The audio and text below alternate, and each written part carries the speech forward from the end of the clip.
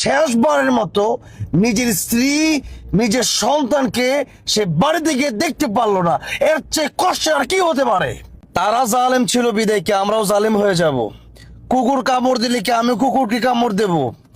এই নীতি কি আমরা শিখেছি? না, এটা আমাদের নীতি হতে পারে না। বাংলাদেশের একজন ছাত্র লীগের নেতা সে গ্রেফতার হয়েছে, মানলাম সে গ্রেফতার হয়েছে, তাই গ্রেফতার করা হয়েছে, কিন্তু তার একজন স্ত্রী যখন দুনিয়া থেকে বিদায় নিয়ে চলে গেল, যেভাবেই যাক, তার একটা ছোট্ট কয়েক মাসের সন্তান দুনিয়া থেকে যখন বিদায় নিয়ে চলে গেল, তার জন্য পেরুলে মুক্তি চাওয়া হলো। এই মানুষটাকে মুক্তি দেওয়া হলো না কেন? সে ছাত্রলীগের নেতা। আমি না মানে এটা মানতে পারছি না এখন, এটা কেমন কথা? মানে আওয়ামী লীগ এমনটা করেছে, হ্যাঁ মানি, কিন্তু এখন আপনারাও এমনটা করবেন, তাহলে আপনারা কি তাদেরকে আপনারা ফলো করছেন? তাদের মতোই কি আবার কি দেশটাকে গড়তে চাচ্ছেন? তাহলে তো আপনাদেরকেও মানুষ ভালোবাসবে না। সে রাজনীতি করেছে, রাজনীতি কত নোংরা হয়ে গেছে আজকাল, যে সে রাজনীতি করার কারণে আজকে শেষবারের মতো নিজের স্ত্রী নিজের সন্তানকে সে বাড়িতে গিয়ে দেখতে পারলো না। এর চেয়ে কষ্ট আর কি হতে পারে?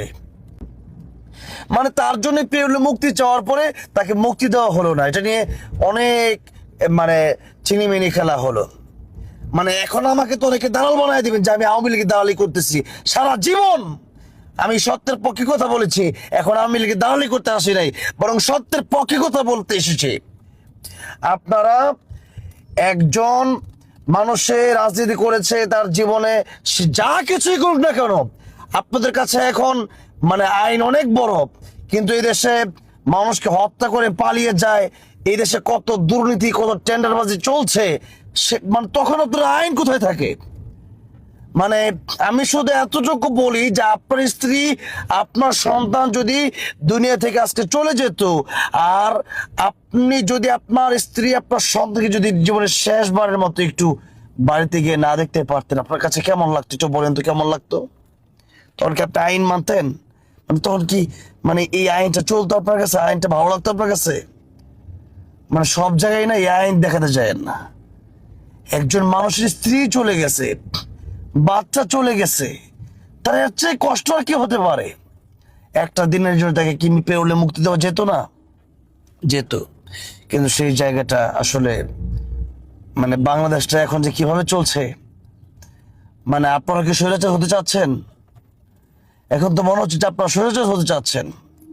জানি না এই ঘটনা কোন দিকে কি হয়েছে, তবে এতটুকু কষ্ট লেগেছে, সত্যি কথা কষ্ট লেগেছে যে একজন মানুষ তার স্ত্রী তার বাচ্চাকে জীবনের শেষবারের মতো বাড়িতে গিয়ে একটা বারের জন্য দেখতে পারলো না, বরং সেই স্ত্রী আর সন্তানের লাশটা থানার সামনে নিয়ে আসতে হলো। এরপর তাকে মানে কেঁদে কেঁদে তাকে কুরে কুরে তাকে মানে এই কষ্ট তাকে পোহাতে হলো। মানে এমন যেন আর জীবনে কোনোদিন না হয়, এটা অবশ্যই একটি ইতিহাস হয়ে থাকবে। এবং মানে এই যে বাংলাদেশ, এই বাংলাদেশ এভাবে যদি চলতে থাকে তাহলে কত দূর আগাবে জানি না, আর সামনে কি হবে জানি না।